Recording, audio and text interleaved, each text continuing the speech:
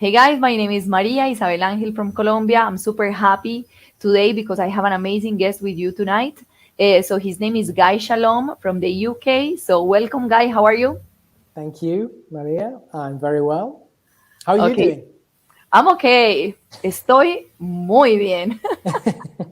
Muy bien. Everything is okay. So, Good. Guy, tell us a little bit about yourself. So, about you as a musician, about your family, why you fell in love with the Baladi music, and also you have been researching a lot about the Taksim Baladi. So, tell us a little bit about this beginning. How did you begin your career?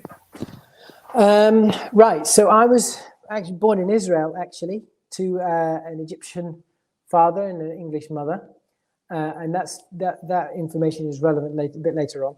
Um, so I grew up in England, and was not really interested in my Egyptian or Jewish heritage at all. Really, I was just really interested in playing rock and roll music and jazz. But one of the things I was interested in all the music I loved was improvisation. So this was the thing that called me, and that spontaneity and the adrenaline that that you feel when you are improvising on stage is something unbeatable, really. So that was what I wanted to follow. As a young adult, I suppose, I started to accept that maybe there was something interesting to be learned within Jewish music, within Egyptian music, and the music of my own culture. So I had dug out a darabuka which my dad had bought me years and years ago. My dad had bought me a darabuka. It sat in the cupboard because I was interested in playing drum set in rock and roll bands and jazz bands. I just took it out of the cupboard, and I thought, how hard can it be? So I tried to play it, and I was terrible. I could not even make a sound. I realized I had seriously underestimated this this music and this instrument. So I thought, well, how do you learn darabuka? Okay, you need to go to Egyptians. So I found some Egyptian musicians firstly in London, and then I went to Egypt, and I lived there for a short time, and I studied both in Cairo, the classical music, and I also lived with and traveled with the musicians in Luxor in the south, in Al Said, to really absorb the folk music and the Saidi music and the folk dance genre. I also learned to dance down there in Luxor with the galabeya and the asaya, the large stick. So that's how I really got deeply into Egyptian music. I fell in love with the dance when I was at a friend's house. There was a darabuka sitting there, and I started to play it. And her daughter came in and started dancing. She was a belly dancer, and I could see my music in her hips, which was quite a magical experience, really.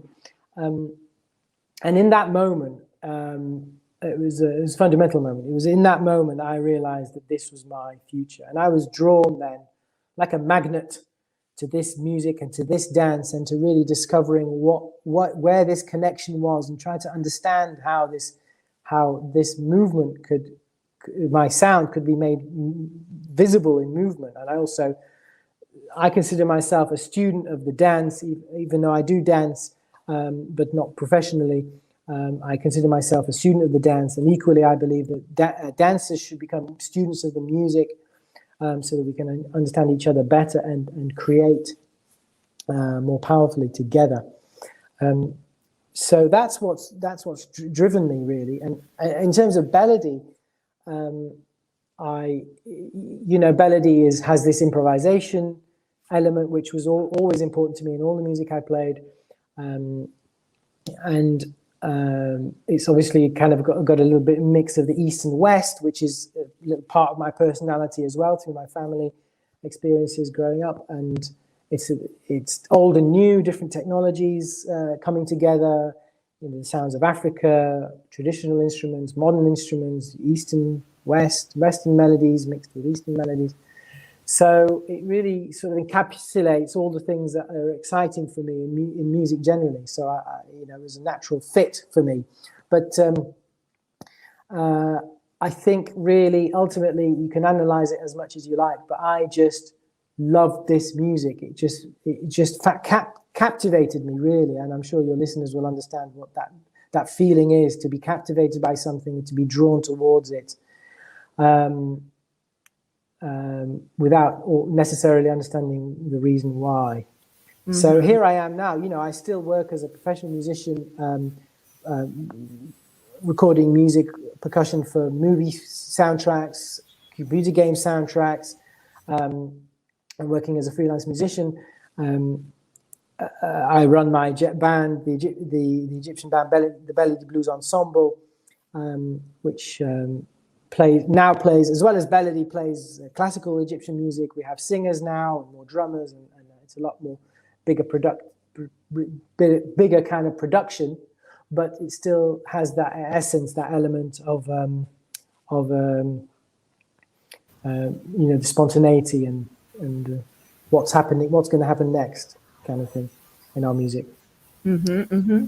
So that is fantastic. It is so interesting how something, as you say, just catch your attention and never leaves. It's like it happened to me with the dance also. But I fell in love before. Like the first thing was the music, and then was the dance. When I heard the first or the nai or the accordion, I was like, what is this? It's like it was like a thunder, it was like, what is this? And after that day, every day of my life I have to listen Egyptian music or Middle Eastern music. I have to just listen to that. And for example, here in Colombia we dance a lot, but mm-hmm. the other music, the Colombian music, that doesn't talk to me, it's like it doesn't talk to me. But when I hear, like, even if it is shabi or something, or just a plain maksum, I am like ready to dance. I'm ready to dance. I don't know. But it touches something else. It touches that's why I think every music has its kind of personality, and it either works with you for your vibe and the type of person you are, or it doesn't, and that's fine. And maybe another kind of music would do that for you. But when a music hits you, that's it. You're hooked. You're a slave. You become a slave, right? It's for life. Yeah. I tell my students, it is just me, or this song is fantastic. I say this of every song because it is just beautiful. Mm-hmm. Every song, that I play in my class, it doesn't matter which style. It's like magic. Okay, so now we can continue talking about this like for hours, but there is a topic that is very interesting, and we have to just get to that point. So let's start about the conversation about the difference between the Baladi or Baladi, as we say here in Latin America, Baladi, or the Baladi music, and the Taksim or the Ashra Baladi. Sorry. So what's the difference between these two? Because here and around the world, I guess there is a lot of confusion, and they say it's the same. So what is this Baladi music, and what is this Taksim or Ashra Baladi or Baladi Awari that some people call? So maybe you can explain. Yes, I understand the question, and I understand why the confusion exists. The problem we have one word which is used to explain more than one idea. So this is the only reason we have a confusion. But we have this in other languages as well. If I say salsa, do I mean a hot sauce, or do I mean a dance? And if I'm talking about a dance, or do I mean a music? And am I talking about Cuban music, or am I? Because a Cuban might say, well, actually, no, salsa is New York. Mm-hmm. It's not what we do. But if I live in New York, I might think this is Cuban. Okay, so everybody's right. Okay, so you have to understand where who you're talking to and what what the conversation is about. So context is everything. Okay, so that's really important. Baladi, the word is it means anything local. In Arabic, it means anything local. So if you're Egyptian, Baladi is anything Egyptian. Or let's say if you're talking about something cultural, it's something with its roots in Egypt. So that could be dance, that could be music, Egyptian music. It could be dance, it could be food, right? Baladi also means the best. If you're Egyptian, Baladi means the best. And so what we have is this idea of Ashra Baladi. Ashra is 10, so 10 out of 10 is full marks. So Ashra Baladi is the best of the best. Now Ashra Baladi is was like a medley of melodies, short melodies put together, which musicians put together to accompany a male dancer, probably the most important man in a wedding party, the father of the bride, maybe an important businessman, usually the richest man in the room, probably, or in the party if it's outside. And this medley of songs put together by the musicians, they called it Ashra Baladi, in order for this gentleman to dance, to show that he is the best, that he is his social status. He's proving his social status. Okay, and that would probably not be a professional dancer, but he would more than likely be dancing in a galabeya and a stick. And this dance performance could last an hour, and that's the root of Ashra Baladi and this Baladi Taksim, which is a structured improvisation. So it has little road markings that you can expect to see and hear along the way. So it starts usually with an improvisation with one instrument, a solo instrument, and this uses an elastic rhythm. So the rhythm is not strict; it's elastic. So the rhythm stretches, which is why people say it's got no drumming, but it can have drumming. It's just that the melody is elastic. So this free rhythm, and this is called taksim. Taksim. So this is and this little improvisation is found in all sorts of other musics as well, in Turkish music, in Greek, in classical Arabic music, in muwasha, in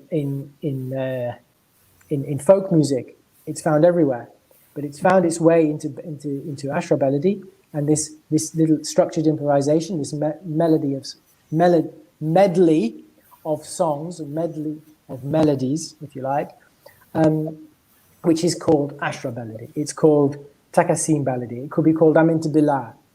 It's different names for the same idea. A little improvisation, which was designed to help this gentleman show his social status. Exactly. So we have something that is Baladi music, which is the music that is, because not all the Taksim Baladi are Baladi, or not all the Baladi songs are a Taksim Baladi. So you have Baladi as a style. I don't know if it is a subgender or a style, which is the popular music of the 1950s, 1960s, or something like this. This is something, the Baladi music per se. And then you have this progression. This is, I don't know if I'm confused, or this is okay. Yeah. So let's try to summarize it in the clearest way possible. When we're talking about dance and music, Baladi is the dance of Egypt. So it's the dance that remember, it's local. It means local. So in English we would say it's folk dance. It's the dance of the people that people that anyone can do. Like that my 3-year-old niece can do it, and my 80-year-old grandmother can do it. It's the dance that anyone can do. Same with the music. It's the music which is essentially we would call folk music. That's how an Egyptian uses the word baladi. it's basically anything Egyptian. Now, there are subcategories of Baladi, and let's not get too down the rabbit hole with the various categories of music. But we have a very, very small idiom which you would call, which is found in the belly dance world, which you would call Baladi Taksim, or I would call Ashra Baladi, or somebody might call Aminti Billah, right? This is a very, very small, narrow part, very small idiom within the whole grand scheme of Baladi. So Baladi, so to summarize, Baladi is folk music, is Egyptian music, folk, the folk music of Egypt, which basically you can only really distinguish by saying it's not the classical music, it's not listening music, it's not the high art music which you would hear in a concert hall. Okay, it is essentially dance music. So and it covers a lot of different styles. Exactly, Okay? because it could be Baladi from the south or from the north or from the middle, because if it is popular or folk, it could be folk from Said or from folk from Alexandria or Siwawasi. So it could Yes. be from different regions. Yes.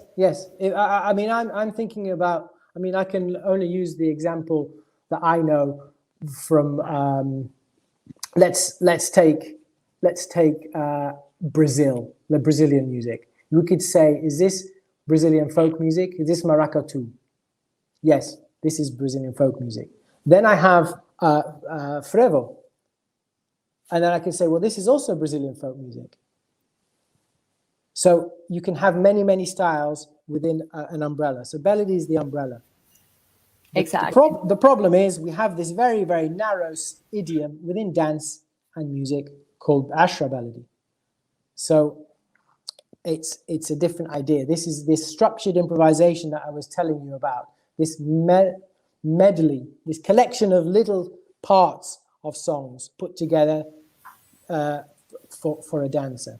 Exactly. And you say in your articles that one of the or the origin or one of the ones that how can I say created this was Sheikh Taha, the famous accordionist.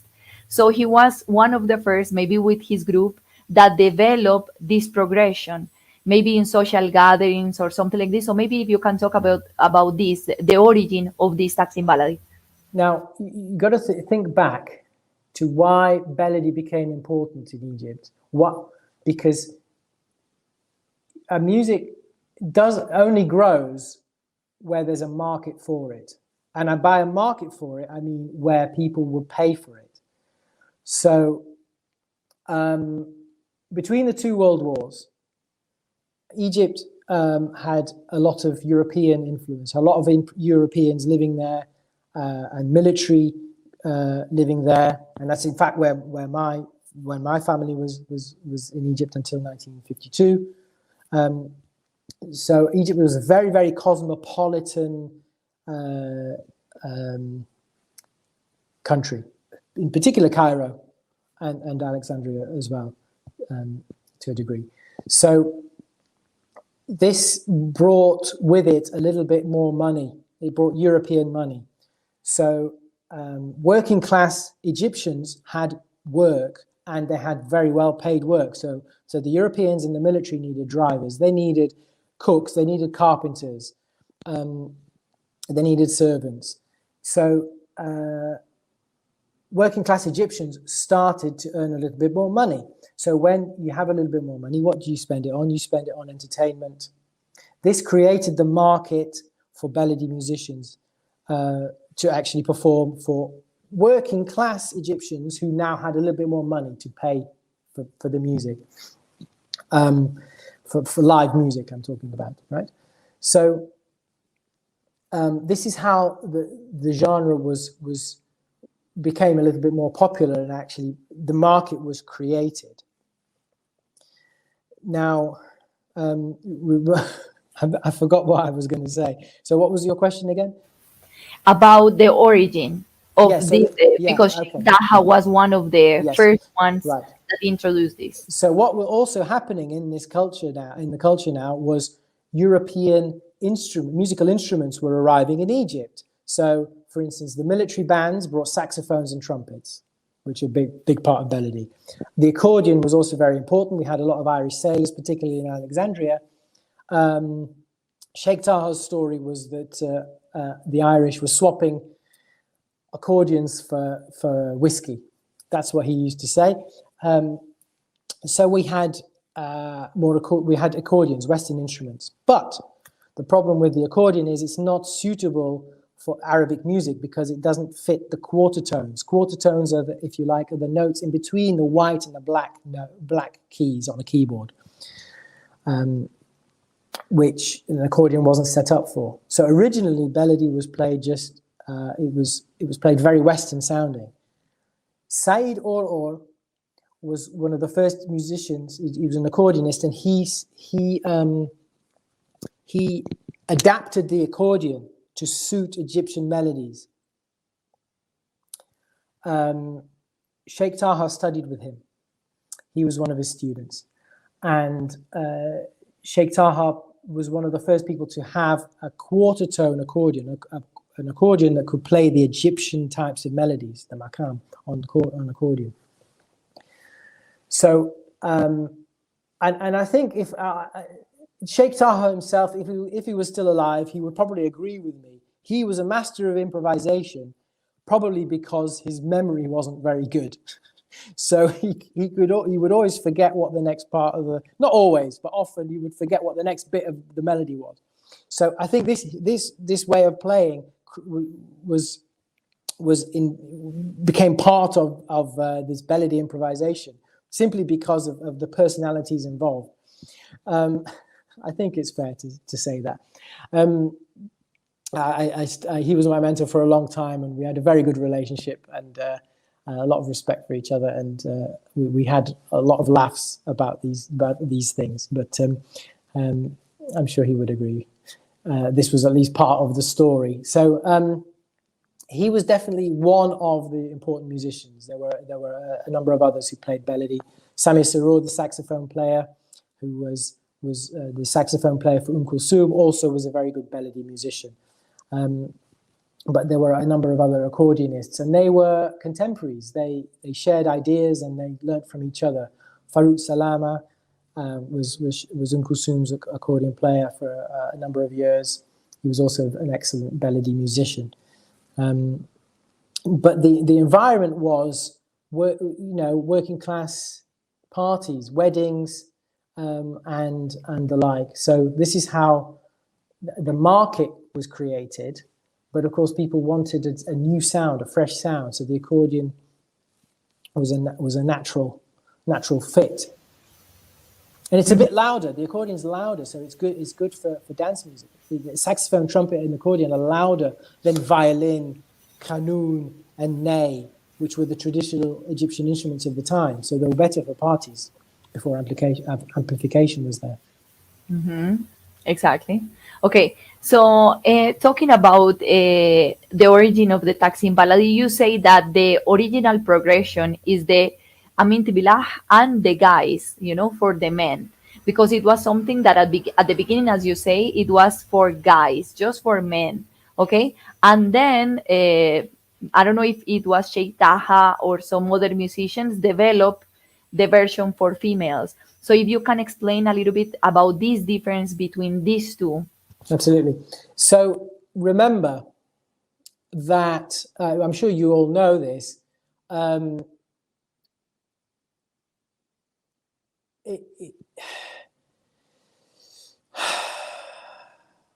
trying to put this in the most polite way possible. In a Muslim country, it's normally men that you see dancing outside in public in the street, or professional female dancers. Your average woman, you wouldn't see her dancing in public. She would only dance in private. Yes. So Sheikh Taha was lucky because he was young. I was a young boy playing accordion, so he was allowed to play for the female-only parties when he was a young boy. But essentially, this dance a public dance. But not, it wasn't a performance. It was just for guests, right? And it was danced by men for guests. Then later on, professional female dancers, because this became an important part of the culture, they started to mimic this. They used a stick, and it was, in a way, it was a parody. That's not to say professional Egyptian dancers or women dancers weren't dancing to Baladi music, i.e. Egyptian folk music. But this style, this Baladi improvisation, this structured improvisation that we're talking about, was originally danced by amateur men and then later taken on to the stage by female professional dancers as an adaptation of that. Then, of course, the music needed to adapt to the female style. And that would include perhaps a bit more finesse and a little bit more refinement, because the dancers were professional. They could do more with their bodies. And of course, Egyptian female dancer dances different from an Egyptian male dancer in the traditional style, of course. So, and there's more hip work, because you can see the hips, and the costumes are different. So the music naturally adapted to suit the female style as well. Exactly. So you say that this progression is snippets or just segments of famous songs, as for example, Amin Tibilah or Ya Hassan Ya Huli or Bint el Sultan or other songs. So this Taksim Baladi, it can start with the Taksim, which is an improvisation of the accordion or any melodic instrument it could be, and then the rhythm starts to enter, maybe a little bit of a song, then another piece of a song, and then the crescendo, and then finish down or up, but it tells a story. Okay, so you say that this original progression, Amin Tibilah, which is for the guys, it can start with the Taksim, then Amin Tibilah, then perhaps Talata Wabas, which is another song, then Hassan Yahuli, and then Tet Bati or Tet Sari. This is what it is say in your article.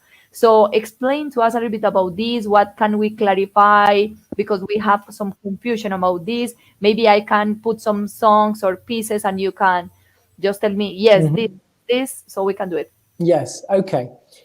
By the way, we spend weeks and weeks on this, on my courses. So to do this in one call is a challenge. But I can, as I said earlier, before the call started, we can open the door. Or if you like, we can open the can of worms, if you like. And then I'll leave you to worry about the results. But let's summarize it, okay? Most Egyptian musicians who play Baladi, they haven't studied music in school. So they don't categorize things in the same way. Each person might categorize things differently. That's the first thing. And they'll definitely categorize things and think about their concept of music is very different from the concept of music that we would have in the West. And again, the concept of music is different from the concept of music of a dancer. So that's always to be at the forefront of your mind when you're giving something a name, when you're trying to work out what the label is. Most of these names that we use, they're jargon. If you know what jargon it means, it's just a word that a small group of people use to help them refer to something. Okay, it's not a hard and fast name in the sense that this means this and it only means that. That doesn't work like that.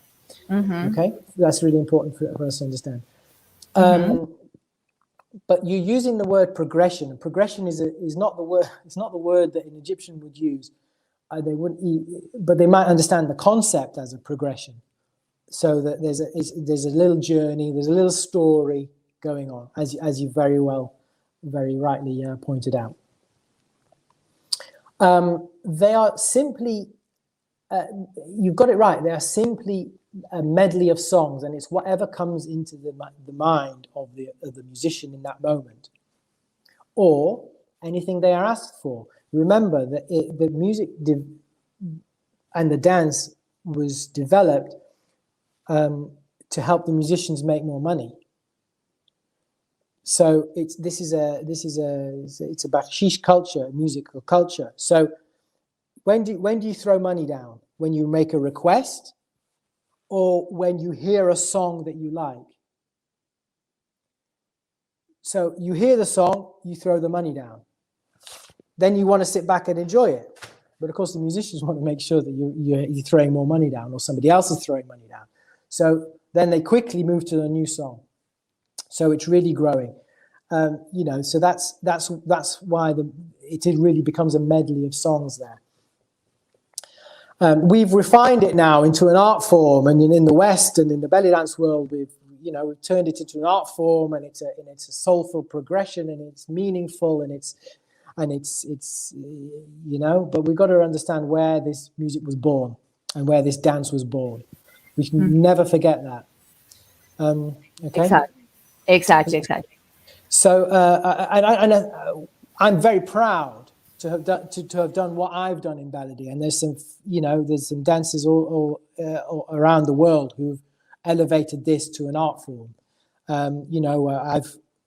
This is one of the things I wanted to do. I wanted to put Baladi music onto the international stage, and in many ways I've done that.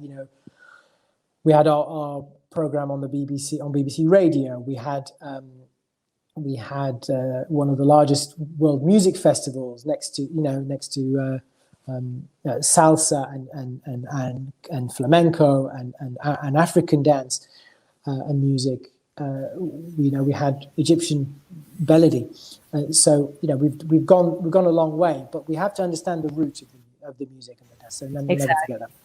No, and also the courses that you give and the articles that you have written, it has helped a lot also, because it's explaining what is this, what's the concept, the idea of this, the theory, because perhaps Egyptians, maybe they don't take the time to write, or maybe they write in Arabic. So what about the rest of the world? So I think I recommend a lot your articles to all my students and my colleagues, because it's information that at least it's in English. If we cannot read Arabic, at least it's in English, so we can educate ourselves about these musical concepts that are so important for us. Yeah, it's not, the articles aren't the whole story, but I would say if you wanted to really learn what it's about, spend a year hanging around with Egyptian musicians. But that has another cost. Maybe you want to get on with your life. And so this is a shortcut. It's one step closer to help you. Listen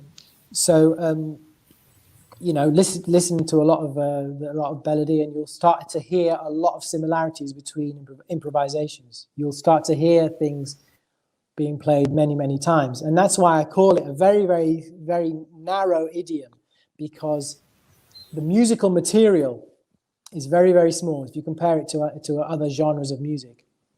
The the number of melodies we have is very small. The number of rhythms we use is very, very small. Exactly. The art is to move between them, and how you do that, and that's the beauty, and that's the why there's always spontaneity, why there's always a little bit of adrenaline on stage, and that's why it's so very powerful to perform, and so it's so enjoyable to watch. Exactly. I was going to ask you about that. So, for example, when you see a dancer in the stage she's going to perform a Taksim Baladi, what would you like to see? You would like to see a deep connection with the instruments, like soul. What would you like to see? This is kind of a deep question, and I think I want to know that the dancer starts. It's okay. Let me try and phrase this in a way which is more easy to understand. The type of person I like to be around, let's start with that. typically is the type of dancer I like to be around. And the type of person I like to be around is someone who listens first and then speaks. And a dancer, for a dancer to create something in collaboration with a musician, you have to be able to listen first. And you see it in the dance. You see whether the dancer has their idea or if they're listening. I don't mean that that the dancer should be reactive, like 100% reactive, because that would also be boring. I don't want to have a conversation with somebody. If I was sitting and having a conversation over a cup of tea with somebody, I wouldn't want them to just be following my train of thought and agreeing with everything I say. I might want some disagreement. I want some new ideas from them. Mm-hmm. But I want to know that what I've said has been heard. Mm-hmm. And that's important to me in personal life, in let's say in business life, but especially in my creative life as well. When I'm on stage with the dancer creating Baladi, it's a team effort.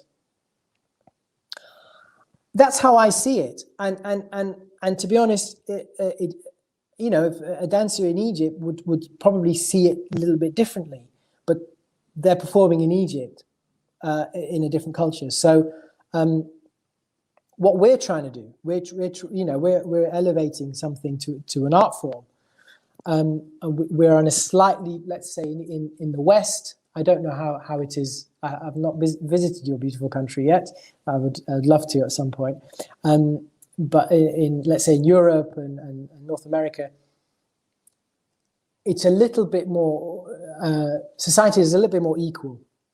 Egypt is very much a hierarchical society, and to gain respect off stage, but especially on stage, you need to be extremely proactive.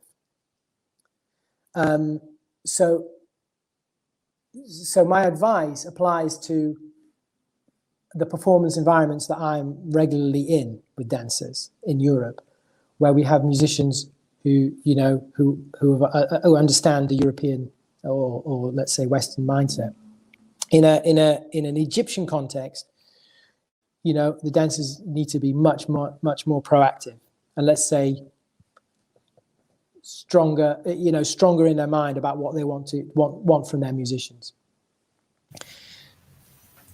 Exactly. So I have a question. For example, if you are improvising in the stage with your band, and you are going to go from one segment of a song to the next one, who is the leader? Who will tell? Is the accordionist? Is the drummer? Who will say, okay, we are going to go to Bint al Sultan. We are going to go to Ya Hassan Ya Huli. If it is 100% improvisation, who will lead? Who will tell what is next?